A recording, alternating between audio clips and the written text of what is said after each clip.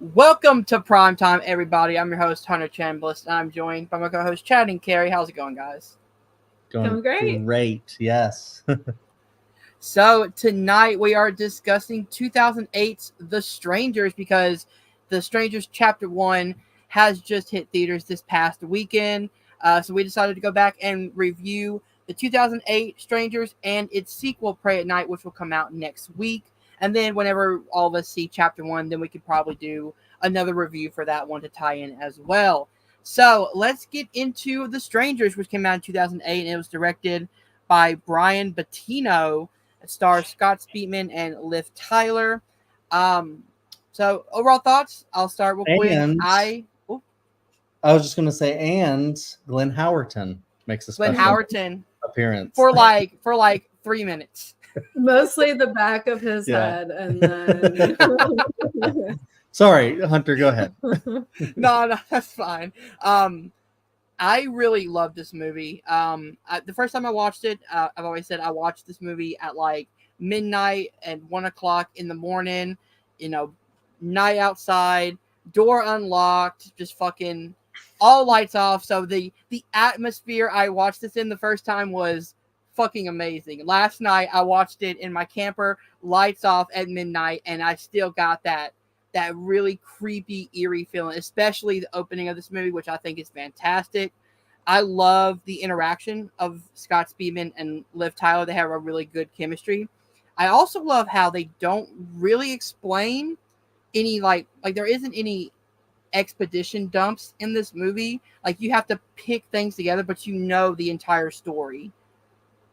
So you guys can go ahead and give your thoughts as well. Well, I just wanted to say Hunter watches this movie, door unlocked. Dude lives in the edge. I know. I He's was like, like, if come at me. Chad and I were actually talking, Chad was kind of like, "What lesson does this movie teach you?" And I was like, "Don't leave your door unlocked and don't go in the woods." Even though I was also like 13 at the time, so bring it on, said Hunter. Anyone, I know where Tamara is. Come at me. Come find me. Come ask me. I want to find out who Tamara is. That's the main question I want to know. Hey, if they end up deciding to do a prequel, maybe we'll find that out. Yeah. We'll be able to understand. I don't know. Chapter 1, is that the prequel? Yeah. Okay, maybe we'll. They have. Chapter 1 is not the prequel. It is a kind of reboot. Oh, really? Oh, sorry. Yeah. I don't know. I that guess makes more sense, actually. The trailers do make it seem like it's a prequel, but it is not a prequel. I don't know why I was thinking it was a prequel, because I think I actually knew that it was. Literally, the marketing says learn how the strangers became the strangers. That sounds like a prequel. So Yeah. I totally get it. And honestly, I think it might be the most interesting way. If you're going to make this thing into like a franchise, the most interesting thing is to take those three characters and I don't know. I guess like that's the whole idea is it's like, well, look at what they tried to do with Michael Myers. They tried to explain his whole backstory and it made it worse. We're getting a little off track because you and I are supposed to give our overall thoughts True. But I will say there's a line that imply in this movie that we're reviewing, The Strangers, that implies this is their first time doing this. Mm-hmm. Yeah, but still, like we could get a really boring movie about their past. Okay, I'll go with who Tamara is. Go ahead. Yeah, I'll go with my overall thoughts. I did not like this movie. This was only my second time seeing this movie. After the first time I saw it, I absolutely loved it. The second time, I would say I didn't have the same love for it, maybe a little bit because I know what's going to happen. So it doesn't have as much tension. But that said, we also did not watch this movie, I think, how this movie should be watched, which is like you watched it, Hunter, in the dark at midnight. I will be locking my doors, though. But I think if you watch this in the dark at midnight, especially if you're like kind of in the middle of nowhere, but even just like no distractions, I think this is still a very scary movie. I still found plenty parts of this very scary. I think home invasion in general is scary, and I think this movie still does it very, very well. And Liv Tyler is I like what you said, Hunter, about their chemistry. I do think they have good chemistry. I think the villains are super scary. The masks are creepy. And Liv Tyler, I think, is really great. So I still really love this. Is still like, I think, a 5-star Letterboxd movie for me, which is my 5-star is like, I really enjoyed it. So. Yeah, I'm definitely not on that wavelength. It's one of those where I actually, when this movie came out, I wasn't really into horror movies. My mom, I think, went to actually see this in the theater, and she told me about it. I went to see You Don't Mess with the Zohan while she was no. Strangers. And I probably had more of a fun time than she did. I mean, your mom has a good time with the horror. Yeah, but Zohan is like a fun, funny comedy, whereas The Strangers is like a talk about two polar opposite movies. Yeah, exactly. The Strangers is a very bleak movie. It starts out with well, I guess I'm getting into spoiler territory with this, but I will That's just fine. say, the movie is literally like 14 years old, so true. I won't spoil it here. I will just say it starts out with two people who are having not marital issues because they're not yet married, right? Yeah. But they're having trouble issues with their relationship, and then it just nothing gets better for them. And it's just, yeah, that's basically it. And that's kind of all the movie is. And like for me, there was a time where I really wanted to like this movie a lot. And I was like, you know, I don't know. I just think it was well done. But then upon rewatch, maybe like Carrie's right. Like on subsequent watches, it's like maybe it's just less freaky when you just know everything that's going to happen. And I do think there is one aspect of the movie that's still very scary. And you know, I don't like hate the performances or anything like that, but honestly, I just don't think it's really that interesting of a movie when you put it among a lot of other home invasion movies. Like Harry said, there's a ton, and they're all normally really scary because it really hits home to the point of we all have to live at home, and the thought of someone coming in and messing with us or hurting us or killing us is very, very scary. Going all the way back to, you know, the original Halloween that is basically about this. It's kind of the same kind of thing.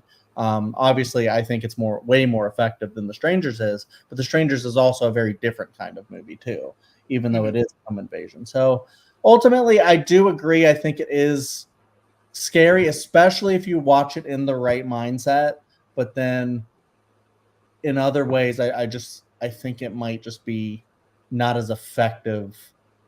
I don't know if it holds up, is what I'm saying. And I don't know if it will continue to hold up and stand the test of time. But I could be wrong. Interesting.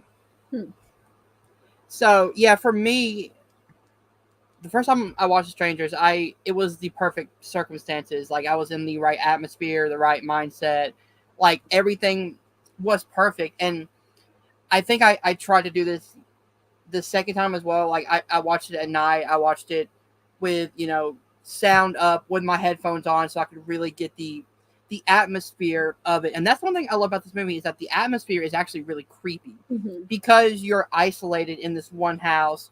You know, not a lot of people are, you know, around this house, and you kind of see stuff in the background. You see stuff that you didn't notice before. You notice kind of, you know, different kind of stalking that the killers do in this movie. I think it's really, really well done. I do think the tension holds all the way through because it starts off with that great narration, which again, we're getting into spoilers. Oh, right. The Texas Chainsaw style opening, which I really love, the narration, the deep voice, the saying that, you know, the FBI has said that a lot of, like, I think they said over 10,000 violent crimes happen every month or every year or whatever. And then they're like, this is one of the stories of, you know, that home invasion that happened of James and Kristen. So I like how it's kind of said it was like kind of inspired by true events. The true events are kind of watery to say the least. The director got this because when he was a kid, he answered the door for the strange person who was asking, are people home? When he said yes, my family are in there. They left, and then he woke up the next day and realized that the people who were knocking on the doors were robbing houses that didn't have anybody in them. So he gets that idea, but he also takes a little inspiration from the Kitty Cabin murders, which happened in California in 1981, and also the Manson family murders as well. So he kind of takes a little piece of all those and makes The Strangers, which I think is kind of an interesting way of taking different murder plots and different kind of stuff from your childhood and turning it into a screenplay.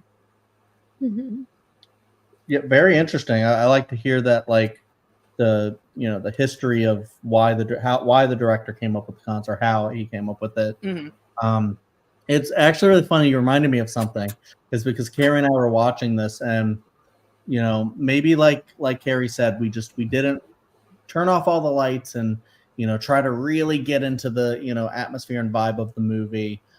So when we watched it, the only note that I wrote was basically The Stranger starts off with a kind of corny slow motion like voiceover that's cheesy. And I remember Carrie might disagree now, but when we were watching it, Carrie had the same thought. I did think the voiceover was a little corny when we were watching it. And at that time we weren't like yet distracted. Mm-hmm. But and we were just like, wait, is this movie as good as we thought? I think that piece of it, that specific piece of it though, is a little of its time. I think the rest of the movie, for me, the rest of the movie holds up and is pretty original.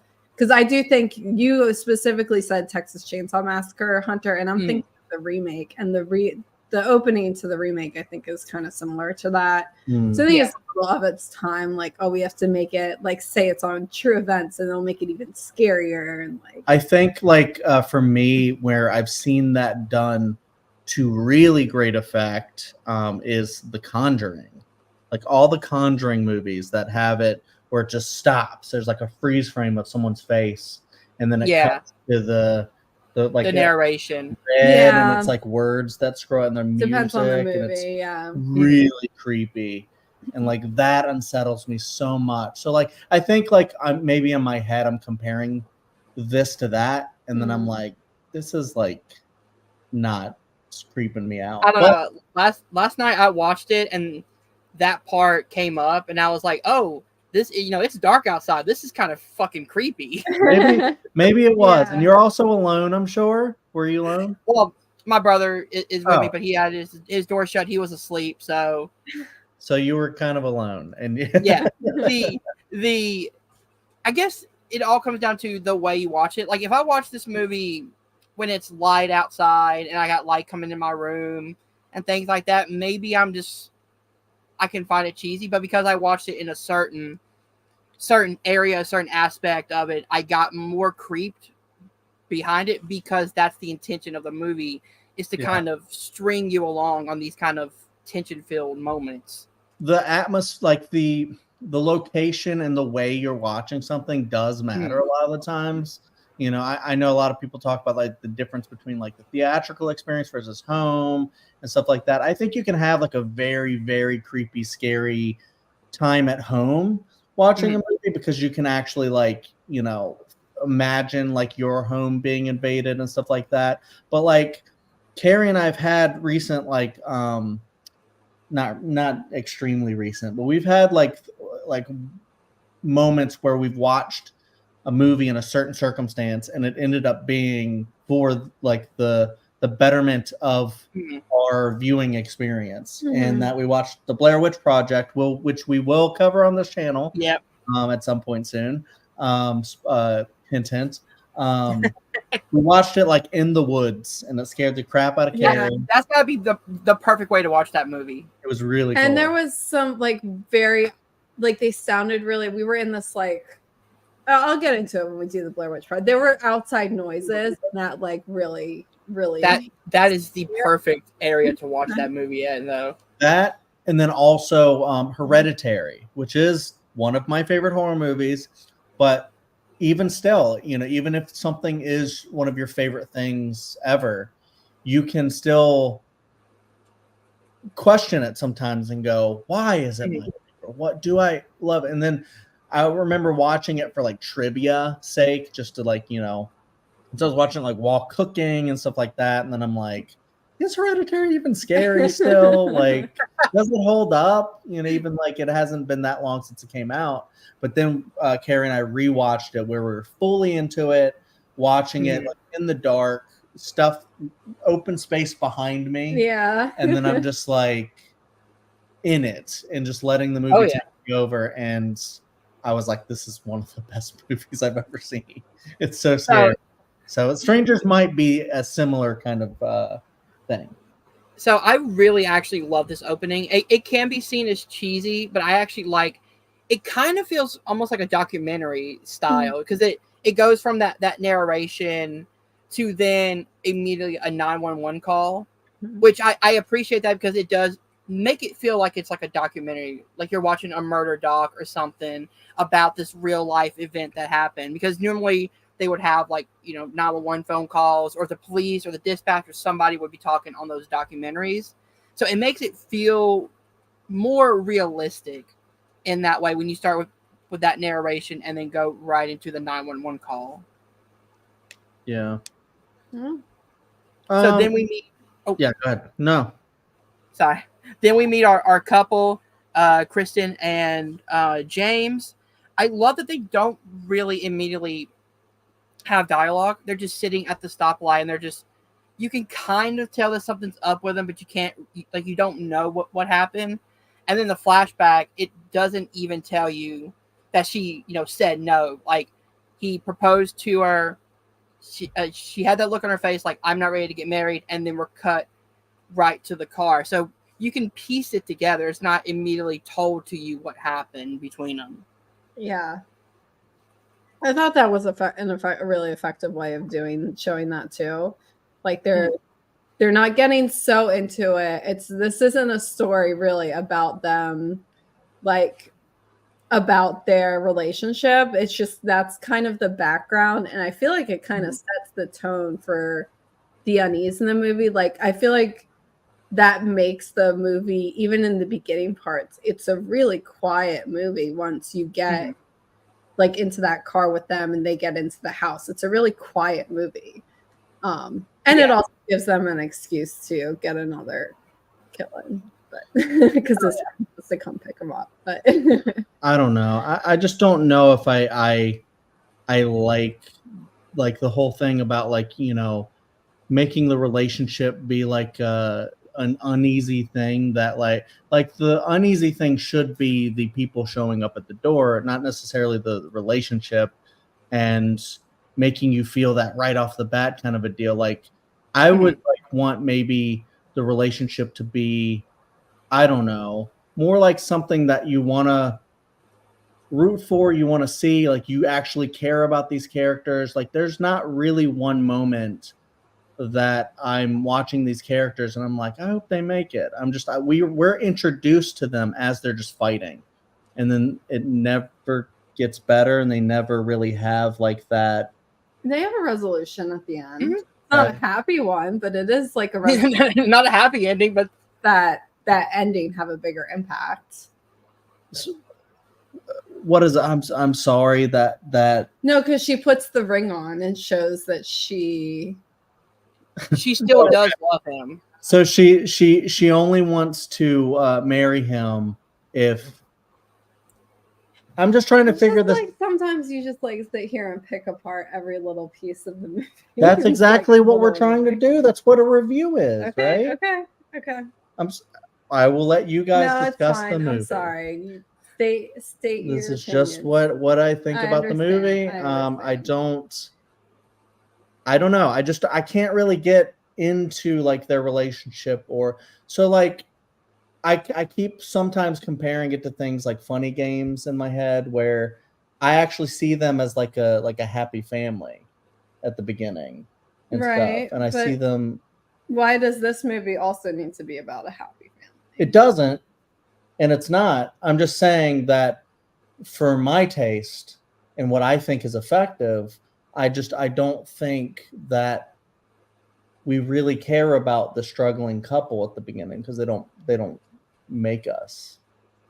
I don't know. I care about them because I feel like I see myself in them. Every couple fights, and like, I don't know. And really, they're just like, I feel like you're jumping in on their ordinary life and they're going through an ordinary issue. And then all of a sudden, this crazy thing happens to them. I don't know. Hunter, what do you think? So, I kind of see where both of you guys are coming from. But me personally, I care about these characters because of the fact that, like, they're not immediately like screaming and yelling at each other when they get to the house. They're not like, having this big conversation. Like, they're trying to talk it out.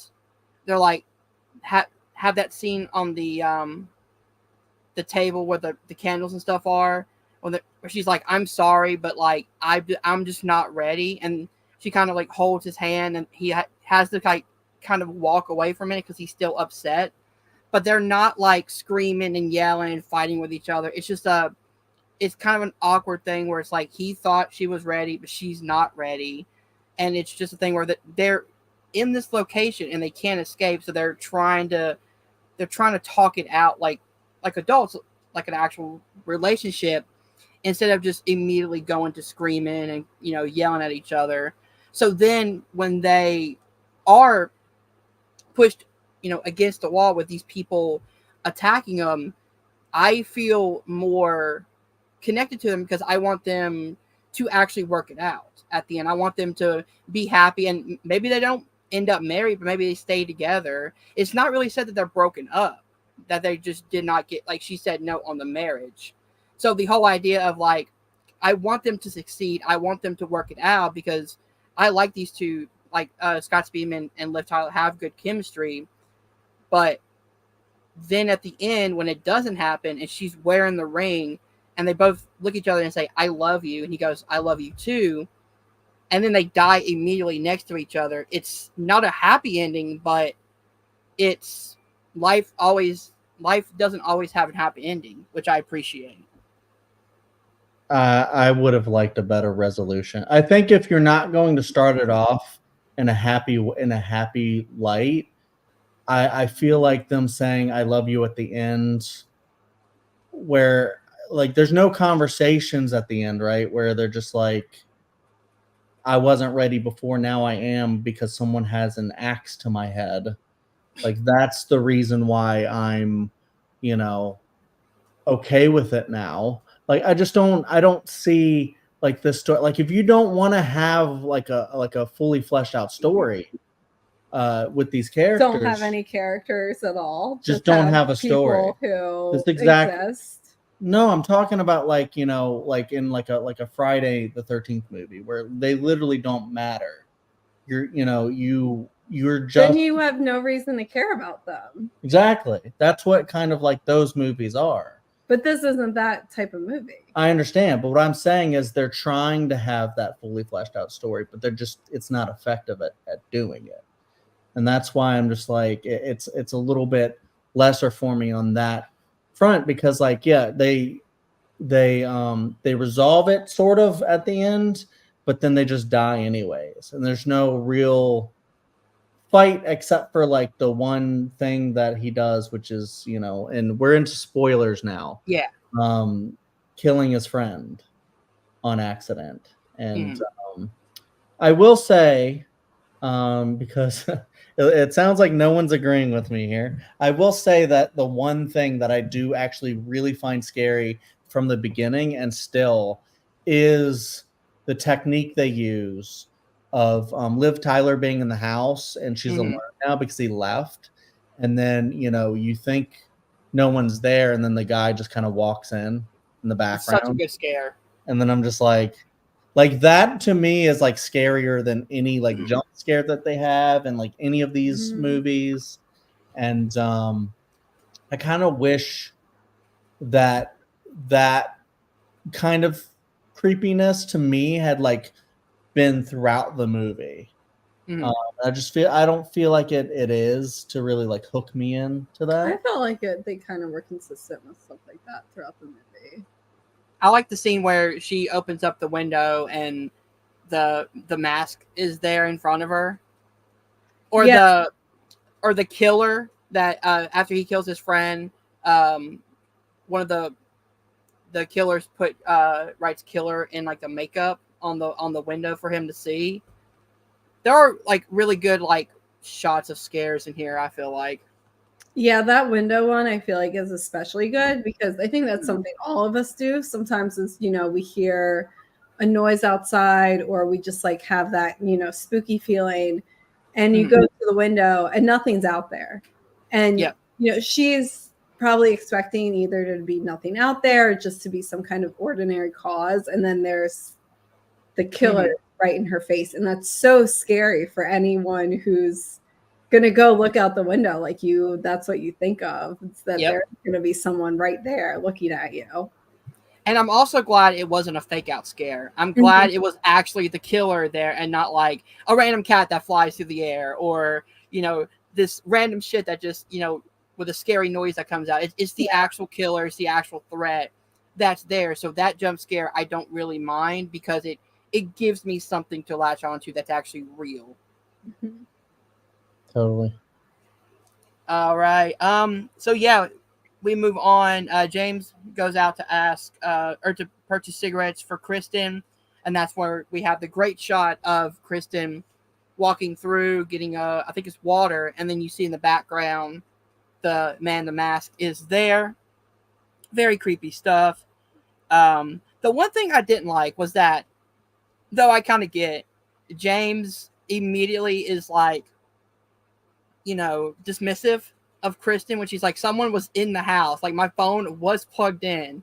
And he's like, dude, there's no one there. Like, I don't like when characters are like, no, I'm not going to believe you, like, immediately. Even though he knows that they have just went through something creepy with the woman at the door asking, is Tamra home? And then she walks off and says, see you soon, which is a weird thing to leave off on. So, and you're in this location by herself, you can comfort her. You don't have to immediately dismiss her seeing stuff. Yeah, I think that's like a very not well used, very typical trope that's used. I guess to just like have a little more drama and then also to make sure that the characters aren't on their game and can't go, oh, what? Okay, maybe we need to actually call someone or Yeah, because at that point they could have like called the police still or like. Wasn't the phone lines cut though? Because she tried to call the cops earlier when he was gone, but the phone, right? But her phone wasn't charged. yeah, they cut the charger of her cell phone. That's right. Okay. But yeah, I mean, if they were on their game, then maybe they could have had a bit of a time to escape more. Yeah. Head start. Not a head start because they're like already in the house and spying on them and all this stuff. And that's was it? Oh, sorry. No, I was just gonna say like there's similar things that happen in a movie that I actually love, Hush, another kind of a home invasion movie, where it's kind of like the perpetrator is playing games with the subject. Yeah. Was it ever said that the woman who knocks on the door, was that supposed to be Dollface? Yeah. That's what I got from it. I believe that was. I think she in this and spoiler, the sequel, I think she shows up with that mask. Again. Another time she shows up and she has the mask on. Yeah, so I'm pretty sure that's supposed to be Dollface, but I thought the first time I watched it, I always thought that we never saw her face, but there is some shadows when they open a door. You can kind of see half of her face, but you don't see it clearly. Like, it's still covered up by shadows, which I actually like that better than just not seeing anything at all. Yeah. It's hard to also keep track because they do a similar thing in the sequel. It's hard to keep track of like what you see in the different ones. Like though in this one you see like kind of like it's very anytime you do kind of see their faces, it's very like blurred out. You really can't make out any features.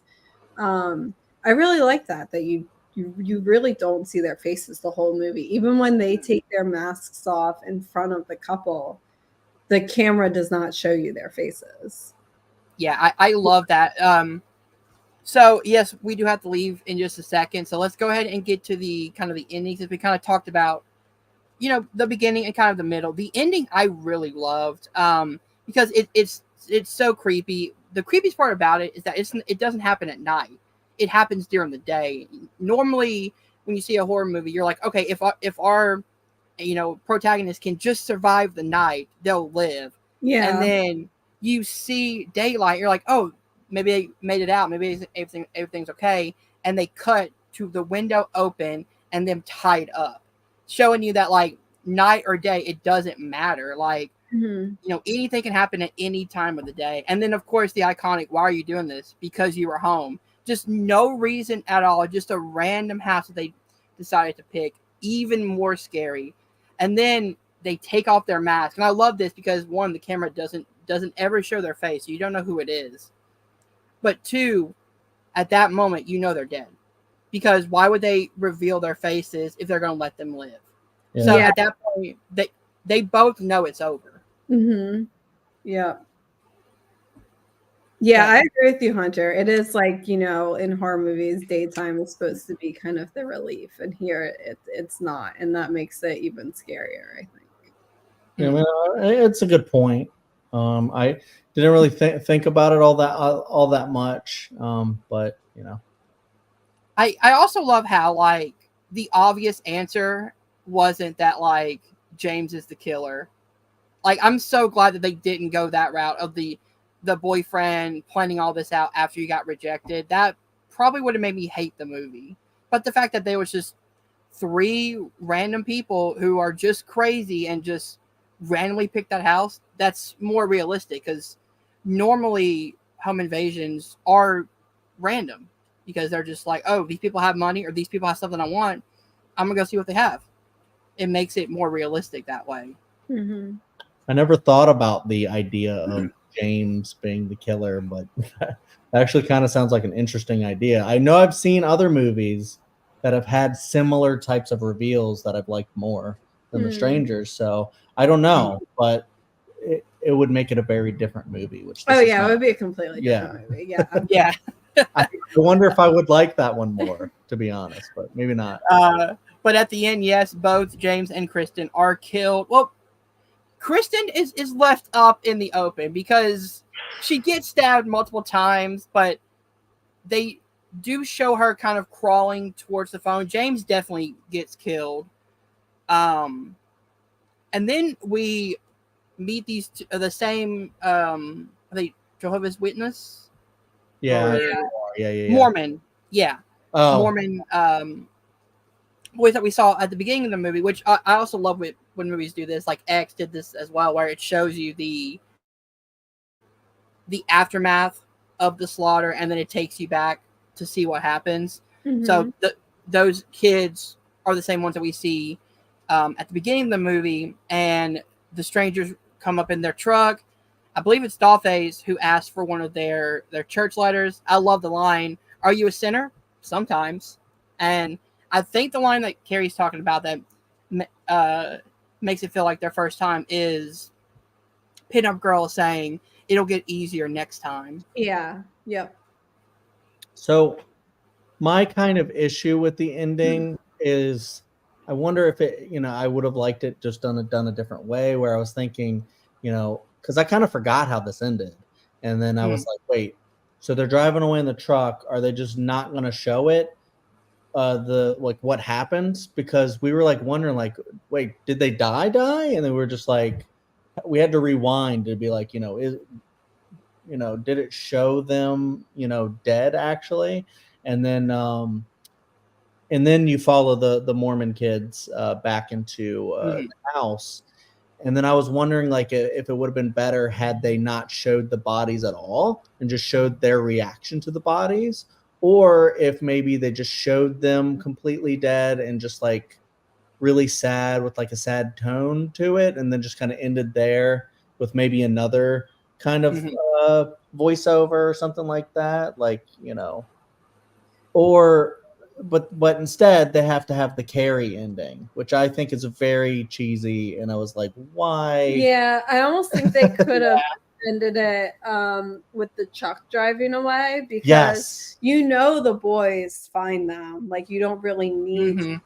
I think on their phone call they mentioned the bodies, like, and you kind of I feel like then you could put the pieces together yourself. I Like, of agree the with that. aftermath. That's a Would have great been that would have been a better ending. I agree with that. yeah. Because it does feel the very final thing feels a little out of place. Did you get Carrie vibes from it? Yeah. But like a force, like they were like, oh, we have to get him one more scare. So Yeah. And then I think that might kind of hurt the tone of the movie. Like, if you're gonna go bleak, go bleak. Have them just be dead. yeah.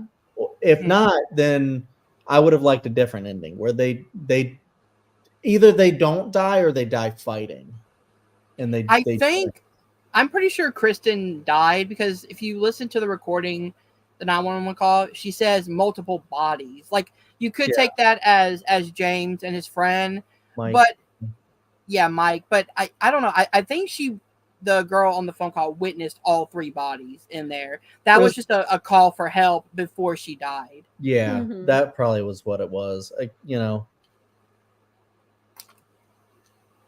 because the phone rings and then you get her crawling towards the phone for help. But I think that was like her last gasp of like trying to fight to survive. And then she comes up against the boys and she's just like, you know, one last, like, you know, help me, you know, like, get me help. And then I think after that, either the boys run because they're scared and they don't get help and she dies anyway, or that was a one last, oh, you know, please help me. And then she dies right after. Yeah. So yeah, that was the Strangers. Kind of a divisive movie among the panel here, but that's okay with me. I know some people love it, some people don't like it. I'm more towards the like. I don't love it. Like, it's not one of my favorites, but I do find it very creepy. Yeah, I mean, it definitely has that creepy vibe to it. You know, I can see people really liking it a lot, especially if they haven't you know, seen a lot of home invasion movies. Then this would have been like maybe the first one you saw, and then you were like, this was my first one. Oh, there you go. That's what I'm saying. I think it might have been one of mine too, and that might be why I liked it a lot then. And then now I've seen other ones that I think I prefer. So maybe that's why, you know, and it's always hard to be the one person who has to be a little negative. I mean, yeah, I understand all the criticisms on the thing, but you know, it is what it is. You know, I have my feelings. Like I said, they could change. I could rewatch it down the line in the right context again, and then go, wait, wow, that second time I watched it, I was dead wrong. It could happen. It's happened before, and I've teetered on movies quite a bit. But you know, there are people who love it. There are people who really don't like it. There's some people who think this one works, but the sequel doesn't work. I'm not sure. You know, I think I'm on that one slightly, but we'll definitely talk about that in the sequel. I'm actually very interested to discuss the sequel now, because I do think after seeing the sequel and getting to, I will say, the third act, it becomes a very different movie than this one is. Oh, it is very different. Which I actually really appreciate the difference. Yeah. I won't say which one I prefer. I'm not even really sure at this point which one I prefer. Strangers is definitely an interesting movie. Yeah. Carrie, your final thoughts? Yeah. I still really love this movie. I think it is just a great home invasion movie. Like, if you like this is like a must watch, and I think it's like one of the defining films of that like subgenre of horror. Yeah, I definitely agree. I also love, some people say they have issues with the pacing. I think the pacing is actually perfect for this movie, because it's like the first 15 minutes you get the knock at the door, which is like, you know, the setup for the whole thing. You get to, you know, be introduced to your characters, and then the stalking and the killing start. So I don't think the pacing was slow. I think the pacing was actually, it may be a little too fast pacing actually, because I think I may have wanted one more scene with James and Kristen, just to them have like a conversation a little bit more about their relationship and where the relationship stands, and then you get more of the stalking and the killing at the end. I really agree with that. I think that might have helped some of the issues that I had with the story of their relationship, and especially looking at like it's like 85-minute movie. Maybe if it had been 95 minutes, maybe that would have helped it a little bit more in my estimation, and maybe other people's estimations as well. Yeah, I definitely agree. Like, just add just maybe one or two scenes of them having more of the dialogue, because I actually think the dialogue is actually really well done between them. Just because it's not, as I said, it's not yelling or fighting. They're trying to understand where this relationship is. I think if they had one scene of them, maybe her in the bathroom in the tub, and he comes in, and they have that conversation right there next to the rose petals, I think that would have been a really good moment to have it. Yeah. All right. I think that's it. Not a very long episode because the movie's not that complex. I enjoyed it. Some people may not, but I definitely will recommend, if you haven't seen it, go watch it. Especially watch it in, you know, pitch black at dark as much as possible, because that is the perfect creepiness to watch it in. And if you do that also and you end up loving it, there's not a lot of champions for it. So you could be one of those champions for it. I love championing movies that I love that is not in the like loved in the mainstream. So yeah, this movie actually has a low Rotten Tomato score. I'm pretty sure it's like in the 50s. Oh, really? I think it's like 49 or something like that. Yeah. Let me check that real quick just to be sure, because I'm curious. It's like a critic and audience like Rotten or whatever. So, but yeah, I don't know. 49%. Yep. Wow. A lot of horror and movies. 48 audience hated it. A lot of horror movies I like, are rated lower as well. So, that's weird to think that every movie in the Strangers franchise has got a Rotten Tomato meter. So far, yeah. Well, All right. So, Chad and Carrie, where can people find you online before we head out? Here a lot. Doing horror stuff, and also Buffy rankings and brackets and all this stuff. Just check out the channel because there's a lot of great stuff on here. Check out Chadwick Webb is my channel where I do a lot of rankings and stuff. You ranking with me. We have a lot of fun over there. Check out the Dill Pickle Movie Network. We watch Oscar movies. We do Marvel stuff, lots of games, drafts, movie drafts, so much stuff over there. And check out all of our letterboxes.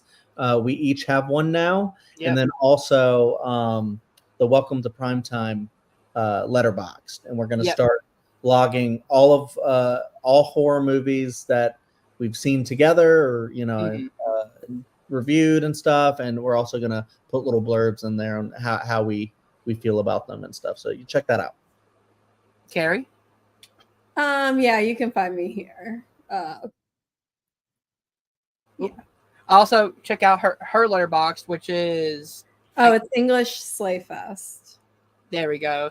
Chad's, what is yours? It's the same thing. Chadwick Webb, you can find me. And then I am at NEN98, so go ahead and check that out. I just uploaded my Strangers and Pray at Night review on there as well. Nice. So, guys, if you did enjoy this, please hit that like button, subscribe. Welcome to Primetime, and remember, stay scared.